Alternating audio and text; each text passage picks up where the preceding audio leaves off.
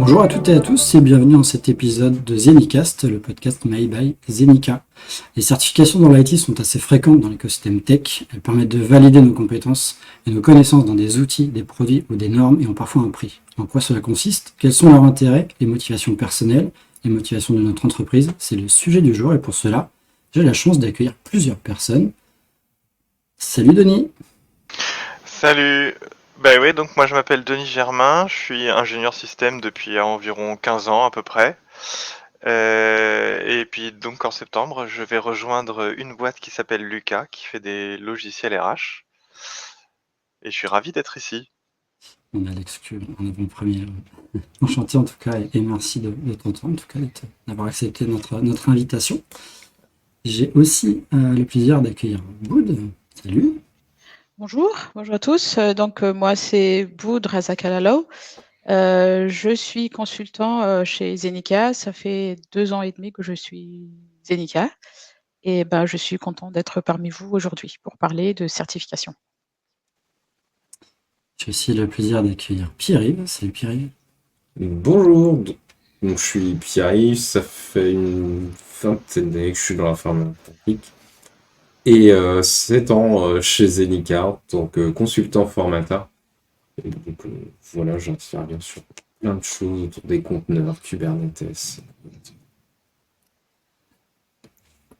Et Benjamin qui nous rejoint. Salut Benjamin. Salut tout le monde, donc Benjamin, je suis développeur chez Zenica depuis un peu plus d'1 an et demi maintenant. Et très content aussi d'être dans cet épisode pour parler des certifications. Et bien merci à vous. Alors on parle de certification. On va rapidement faire un tour de table. Quels sont les certifs que vous avez? Allez Benjamin, tiens. Allez, je commence. Alors j'ai commencé à passer quelques certifs il n'y a pas très longtemps. Donc j'ai commencé par la Google Cloud Architect, que j'ai passé en novembre 2023. Et puis j'ai aussi les certifications côté GraphQL, développeur et puis professional, qui sont 2 petites certifications, cette fois à passer de son côté en ligne. Voilà pour moi. Ok, je connaissais pas celle de GraphQL, c'est intéressant. Ouais. Denis, en termes de certification. Alors moi j'en ai plein. Des certifications, j'en ai plein. Les plus notables, ça va être celle de Google, Associate Cloud Engineer. Mais au début de ma carrière, j'ai passé un petit peu tout ce que je pouvais passer, notamment en termes de certification gratuite, et peut-être qu'on reviendra un petit peu là-dessus plus tard. Mais super. Boud, en termes de certification, est-ce que tu en as? Alors oui, j'en ai, on va dire 2. Le Professional Cloud Architect de chez GCP et aussi j'ai aussi le Authorized Trainer Partner. Je suppose que c'est aussi un certificat qui est de Google Cloud, qui me permet de donner des formations. Ok, super. Et Pierre-Yves, quelle Alors, certification as-tu? un peu comme Denis, j'en ai plein.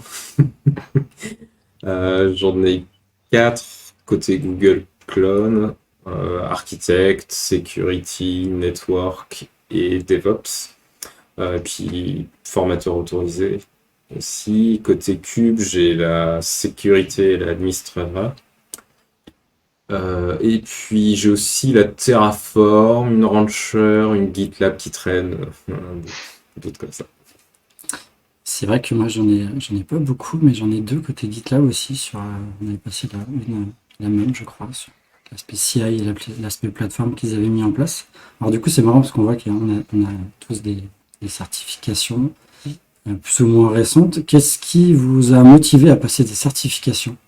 Par exemple Benjamin, toi qui as passé ta certif il n'y a pas si longtemps que ça. Ouais, alors moi il y a 2 principales raisons. La première, je sors d'école il y a pas longtemps et je voulais justement un peu découvrir ce monde des certifications. Je voulais voir si c'était un peu le même principe que les cours ou les autres examens qu'on peut passer. Donc déjà découvrir un peu ce monde. Et puis la deuxième raison, c'était aussi je voulais vraiment monter en compétence. Bon, là je prends l'exemple de Google Cloud, mais je voulais vraiment monter en compétence sur tous ces outils. Et je me suis dit que ça allait me donner un cadre, justement, un peu un cadre de suivi, pas mal de workshops aussi, pas mal de ressources pour monter en compétence dessus et puis potentiellement à la fin tester un peu, voir où j'en suis sur tous ces outils. Donc c'était un peu mes deux principales raisons pourquoi j'ai passé celle-ci. Et puis la troisième qui m'a aussi un petit peu motivé, c'était qu'on était à ce moment-là tout un groupe chez Zenica à vouloir la passer. On s'est un petit peu motivés tous ensemble, essayer de se voir un peu toutes les semaines et puis se challenger.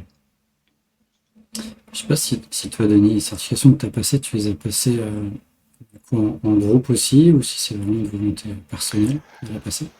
Alors, c'était un petit peu au fil du temps, mais je vois deux morceaux dans ma carrière, disons le début de carrière, donc les 5, 6 premières années. Le marché était pas hyper favorable quand je suis sorti diplômé en 2010 et c'était compliqué aussi de passer les certifs parce que les circuits de certifs c'était quand même enfin c'était beaucoup, surtout en infra, c'est des gros trucs. T'avais ITIL, t'avais les certifs de Windows, les certifs de VMware, etc. Donc c'était souvent assez cher. Et j'aurais bien aimé en passer, justement en début de carrière, parce que ça différencie un petit peu quand même, et je pense que ça aide à trouver, à décrocher les premiers jobs. Et après, la deuxième partie de carrière, donc donc les 6-7 dernières années, c'était beaucoup plus de manière opportuniste, parce que quand tu as déjà fait tes preuves, finalement, à moins d'être consultant et là, j'imagine que, mais ça vous me direz, ça peut être un petit peu plus un argument de vente pour être placé chez un client. Mais moi qui ai surtout travaillé chez des clients finaux, finalement, enfin mes preuves, je les ai déjà faites et je pense que c'est peut-être un petit peu moins utile. Ça apporte plein de choses les certifs, mais voilà, j'ai plus autant d'appétence à essayer de faire le plus de certifs possible comme j'ai pu le faire dans un premier temps. Et du coup, d'un point de vue personnel, par exemple, vous, tu es arrivé à Zenica, ça fait quelques années. 2 ans Est-ce et que tu demi. avais passé des certifications avant d'être à Zenica?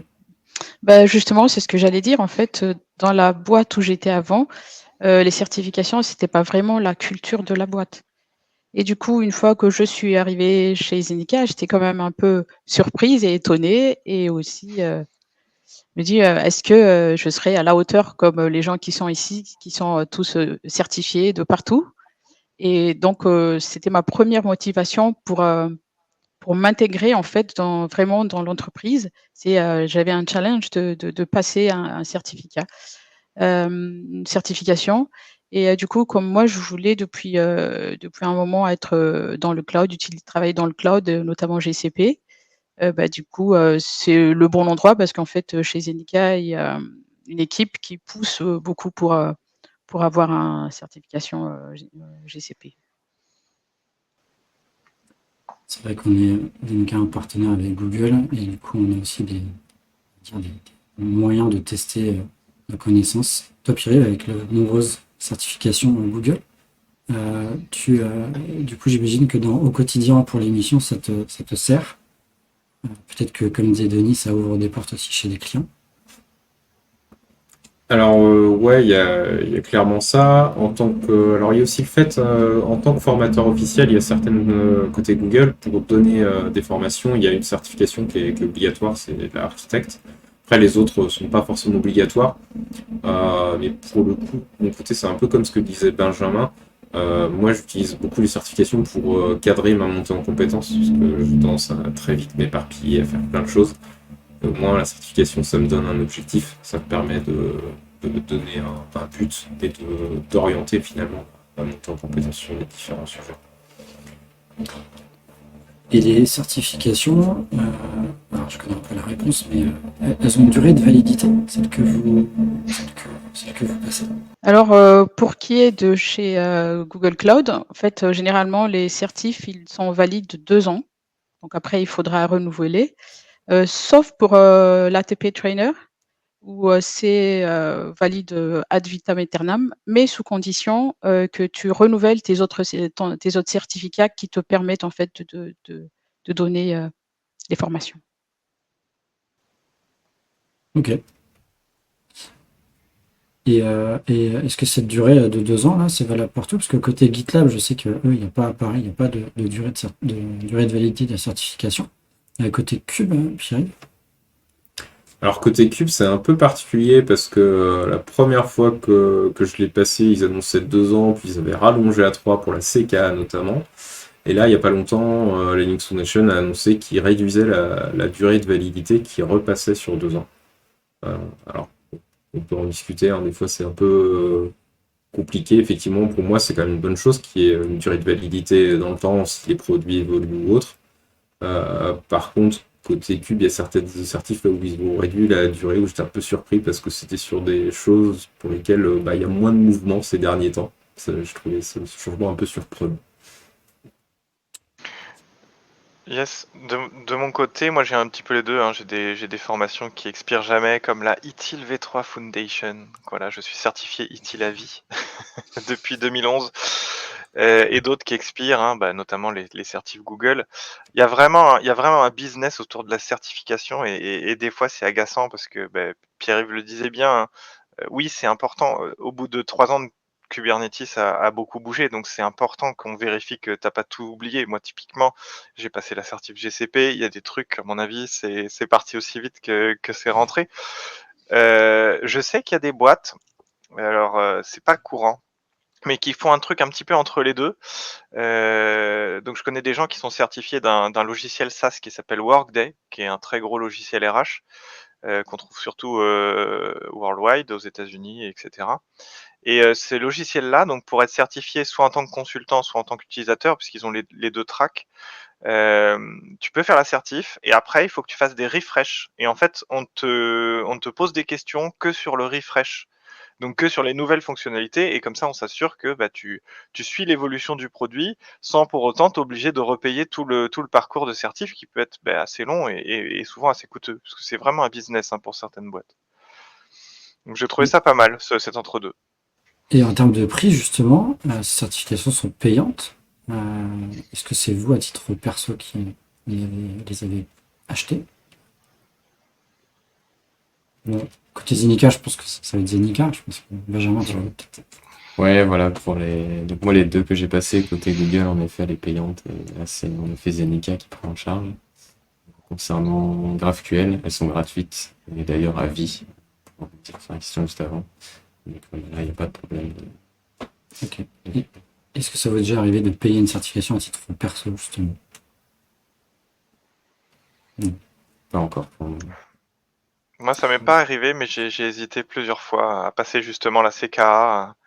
Donc pour ceux qui me connaissent pas, je suis administrateur Kubernetes en prod depuis un certain temps. Depuis le 2018, je fais de la prod sur Kube. Je maîtrise pas trop mal et j'ai jamais pris le temps de passer la CKA parce que pas le temps, parce que je voyais pas forcément la valeur et je pense que si je la passe un jour, je la passerai en perso parce que les entreprises pour lesquelles je travaille n'ont pas spécialement intérêt à me certifier sur cette techno que je maîtrise déjà quand même plutôt bien. En termes de prix, les certifs Cube, elles remontent à combien? C'est 300 € à peu près, je crois, 250-300. Donc c'est vrai que quand t'enchaînes les 5, ça pique. Alors il y a des bundles, mais bon, t'as peut-être pas forcément spécialement intérêt non plus à enchaîner les 5. Est-ce que ça a un intérêt? Je sais pas. Mais ouais, c'est vrai que si tu dois les refaire tous les 2 ans, en plus, ça commence à faire un budget, quoi. Donc faut que ça ait un intérêt pour toi et en tant que particulier, pas trop d'intérêt, quoi. Effectivement, peut-être pour un changement d'entreprise, les certifications permettent de se mettre en avant.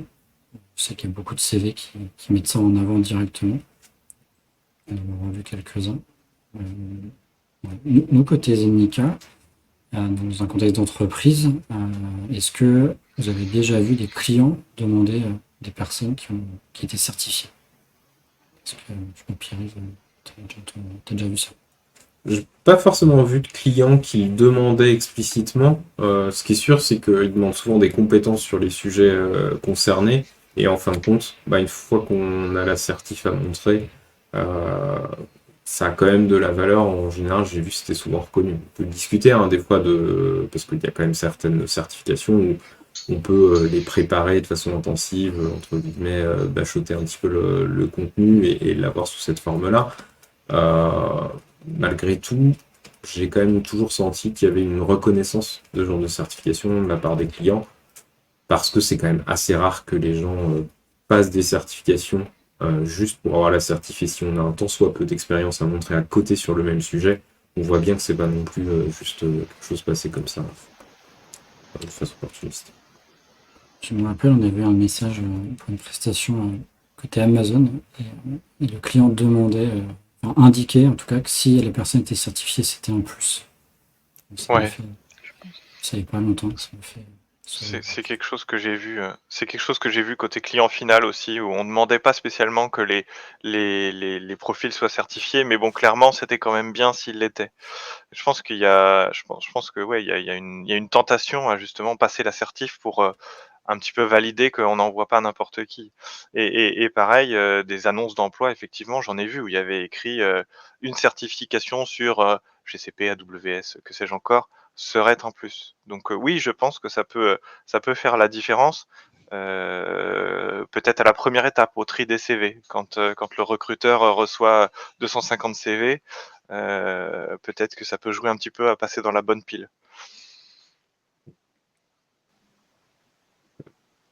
Moi, quelque chose qui m'aide aussi, c'est comment dire, c'est pour les formations. Parce qu'en fait, quand j'anime les formations, être certifié sur le sujet sur lequel je vais animer la formation, ça va être pas Mhm. mal quand même pour montrer que je connais et pour préparer le contenu.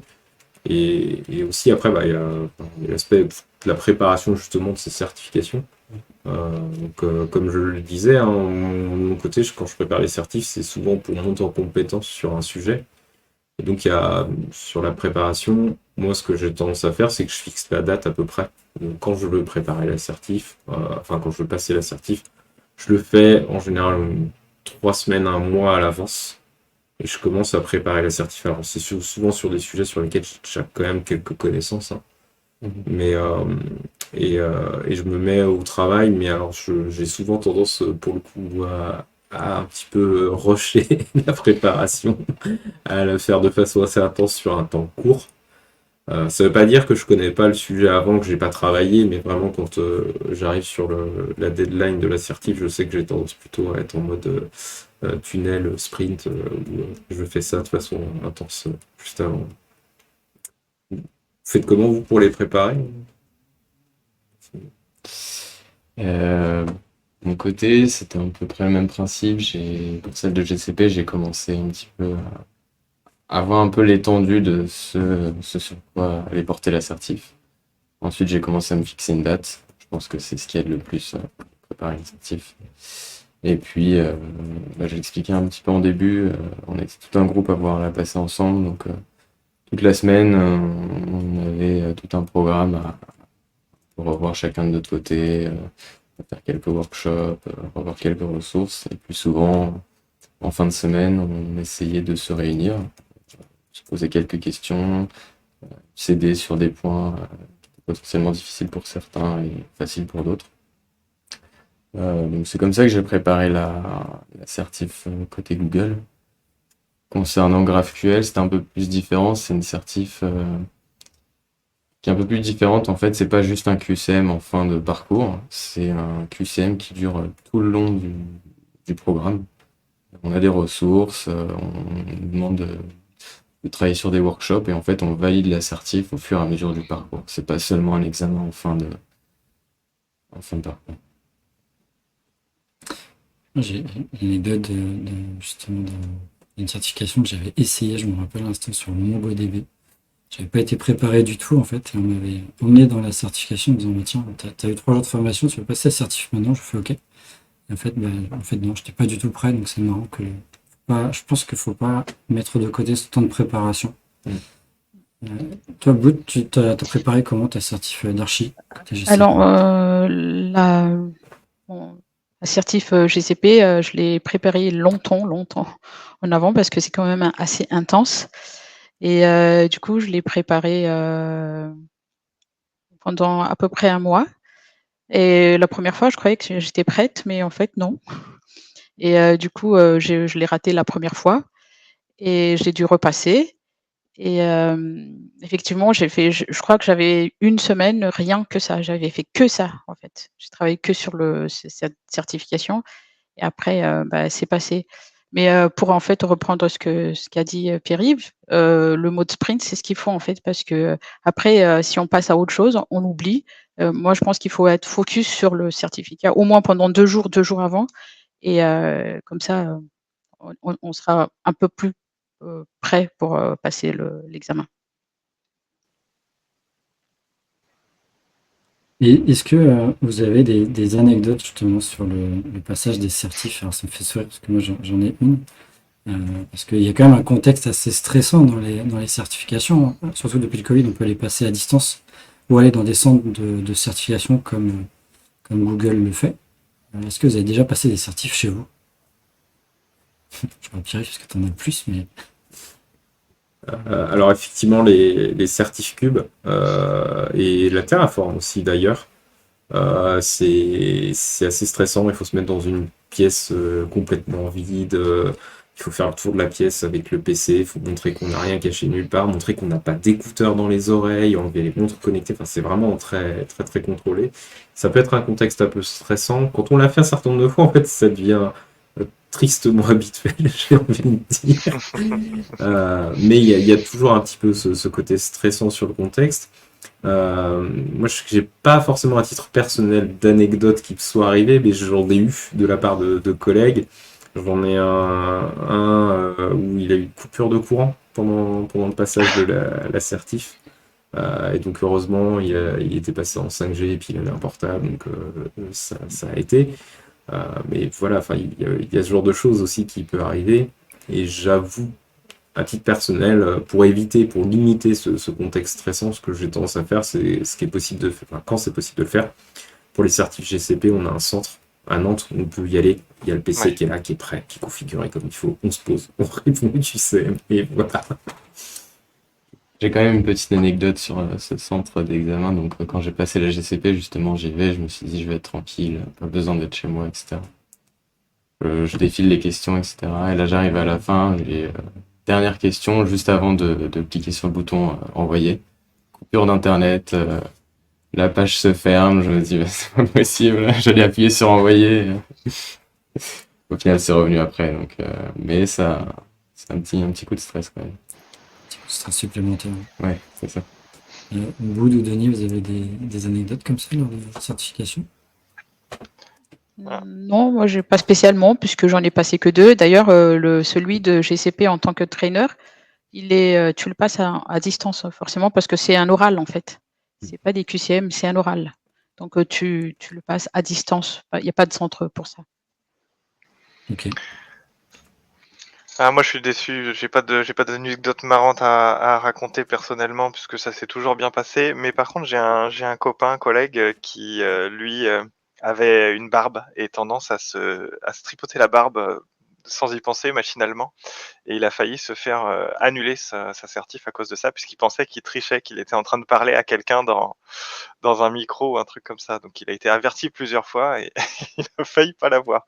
Donc ouais, c'est assez strict ce côté justement, moi ça me donne vraiment pas envie de le faire chez moi, ce côté justement très strict où faut vraiment s'assurer que t'as rien de caché, etc. J'avais vu, j'étais en train de passer une certif. En fait, j'étais totalement à l'extérieur de la certif dans mes pensées. J'étais en train de regarder par la fenêtre.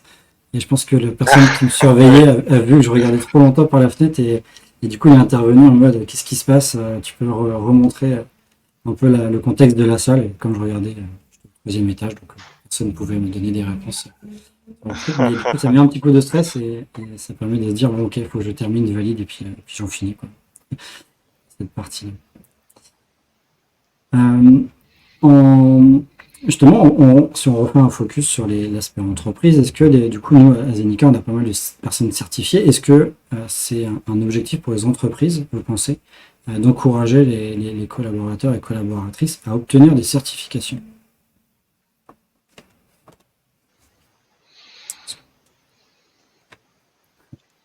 La réponse est peut-être non. Alors bon, je prends la main.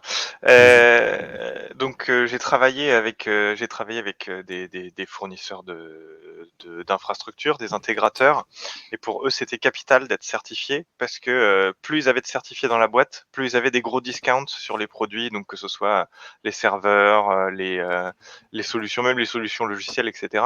Donc il y a des boîtes où clairement avoir le plus de certifiés c'est très important, ça a des impacts économiques. Je parlais de Workday tout à l'heure.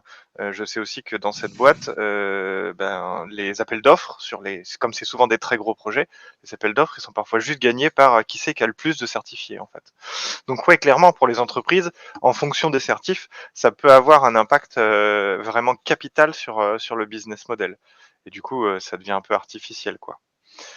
Mais voilà, après derrière, quand on est un client final, je pense pas que ça ait vraiment d'importance à part faire plaisir aux salariés et essayer de les retenir. C'est toujours bien de retenir ses salariés. Mais ouais, côté fournisseur de services, je pense que ça peut être vraiment très important. Il y a aussi des offres de partenariat qui imposent un certain nombre de certifiés. Je pense notamment Oui, partenariat oui, avec GitLab. tout à fait. Pour atteindre un certain niveau, il faut qu'il y ait des certifiés pour montrer aussi l'expertise. Donc c'est donnant-donnant, je trouve. Côté Kubernetes, ils n'ont pas de les passer et puis rien de spécial. Ouais, non, après, c'est plus pour l'aspect formation, encore une fois, ou pour devenir, alors ça fait longtemps que je n'ai pas regardé, donc ça a peut-être changé depuis, mais pour pouvoir animer les formations officielles taguées Linux Foundation ou ce genre de choses, là, effectivement, il faut plutôt avoir des certifs, il faut avoir suivi les formations déjà de la Linux Foundation aussi, sur ce genre de sujet. Et il n'a pas forcément fait chier. Et est-ce que vous avez obtenu des certifications sur des produits qui ont été rachetés? Est-ce que ça peut arriver? On voit que dans l'IT, il y a quand même beaucoup de rachats. Comment ça se passe dans ce cas-là? Là, je suis curieux, je connais pas du tout. Alors, c'est pas exactement ce dont tu parles, mais il y a quand même le cas il n'y a pas longtemps avec Terraform. Typiquement, j'avais passé la certification Terraform il y a quelques temps, et aujourd'hui, j'arrive à la fin, là, en juillet, et je sais pas si je vais la renouveler. Vu la situation avec OpenTofu, Terraform, j'avoue que je me pose la question. Est-ce que ça vaut le coup de renouveler ce genre de choses? Qu'est-ce que ça veut dire pour l'avenir de la certification? Le devenir du produit aussi, ainsi de suite, c'est pas simple. OpenTofu, ils n'ont pas de certification pour le moment. Pas à ma C'est pas connaissance. prévu non plus. Est-ce que Baud, Denis, Benjamin, vous avez... Je pas l'expérience. J'ai une certif Splunk qui a été rachetée par Cisco, je crois. Mais bon, ouais, ça change pas grand-chose. C'était plus un QCM que j'ai fait un peu à l'arrache. C'est aussi beaucoup ça. Enfin, il y a quand même pas mal de certifs pour des produits où c'est plus un bonbon qu'on me donne. J'ai une certif Apache Kafka après avoir fait un training. J'ai une certif Splunk. J'ai une certif DataCore Certified Solution Architect où les questions étaient fausses. Enfin, les réponses qui étaient attendues étaient pas les bonnes. Donc bon voilà, des fois t'as des certifs, voilà, c'est plus pour te dire, pour te faire plaisir qu'autre chose quoi. T'as acheté le logiciel, t'as fait une formation que c'était inclus dans le produit, et puis voilà, on te donne la certif de base quoi. Donc, si tu obtiens une certification alors que les réponses étaient fausses, c'est peut-être pas bon signe du coup. Mais du coup, j'ai pas eu la première fois. J'ai pas eu d'accord. la première fois parce que j'avais répondu les bonnes réponses. Il a fallu que je fasse faux exprès pour l'avoir à la deuxième étape. Ça devient subtil du coup. C'est ça. Est-ce que, du coup, la question ouverte, c'est peut-être l'avenir des certifications. Est-ce que je sais pas, vous pensez que les certifications vont rester quelque chose d'important dans l'écosystème tech, ou est-ce que justement les personnes se lassent et vont mettre ça de côté? Baud, t'en penses quoi? Moi, je pense que le système de certification va rester parce qu'en fait, ça permet aux entreprises et aux collaborateurs de marquer leur valeur, en fait, leur reconnaissance sur le sujet. Et ça va rester en plus aussi parce qu'en fait, comme l'informatique évolue très, très vite, il faut qu'on se remette à jour tout le temps et du coup repasser la certification pour être sûr que, on connaît bien le sujet. Je pense il y a que le système de certification qui va nous permettre de faire ça, ce ne sera pas des cours et des diplômes qu'on pourra faire, tout le temps, tous les mois, tous les ans. Je pense que le système de certification sera, l'outil qui va rester. Toi, Benjamin, sur justement ce côté. Ouais, moi je suis assez d'accord. Je pense que tant que il y aura énormément de nouveautés côté dev et tout autre, euh, il y a pas mal de certifications qui vont arriver. C'est aussi, je pense que c'est aussi un outil que peuvent utiliser des technos pour essayer de se faire connaître. Donc je pense que ça va rester tant qu'il y aura de nouvelles technos, tant qu'il faudra essayer un peu plus de se démarquer. Peut-être qu'après ça s'essoufflera. Et alors, moi, de mon côté, c'est aussi un souhait presque. J'ai envie de dire, j'aimerais bien que sur les certifications, il y en ait plus qui soient des certifications pratiques, Mm. comme les certifs cubes, où en fait, on est vraiment sur l'utilisation, on fait de la pratique, on manipule. C'est pas toujours faisable. Sur les certifs architectes et autres, c'est pas forcément le sujet de faire purement de la pratique. Mais les certificats comme ça, il y a, de mémoire, la GitLab aussi, c'était pas mal quand même de la pratique des choses qu'il fallait faire. Et à titre personnel, je préfère ce type de certif. Donc si je j'identifie un futur, ce serait, s'il vous plaît, plus de certifs comme ça et moins de QCM.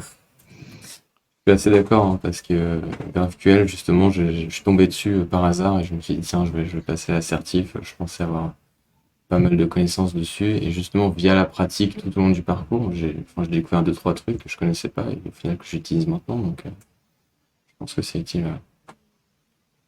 Côté GitLab, ouais, comme tu disais, Pierre-Yves, c'est des exercices à rendre. Donc, du coup, tu as quelqu'un qui va reprendre tes exercices que tu as produits, comme tu n'as pas forcément une bonne façon de faire. Il étudie et te renvoie donc forcément, la réponse, elle est un peu plus longue, mais c'est parce que derrière, il y a quelqu'un qui s'en occupe et qui relie ça. Sur les QCM, tu parlais de QCM, là, c'est combien de temps, du coup? Ça fait penser au nombre de temps. Ça prend combien de temps de passer une certif? Côté GCP, par exemple. Côté GCP, les certifs, c'est souvent 2 heures. C'est avec 120 questions, c'est ça, de mémoire. Donc, ouais, 2 C'est heures ça. pour faire 120 questions. 1 minute par question. C'est pas 50. C'est vrai que c'était 50. 150, Ah ouais pardon, oui, 50. Ah, ok. 120 minutes, 120 minutes, 50 questions, ouais, c'est ça.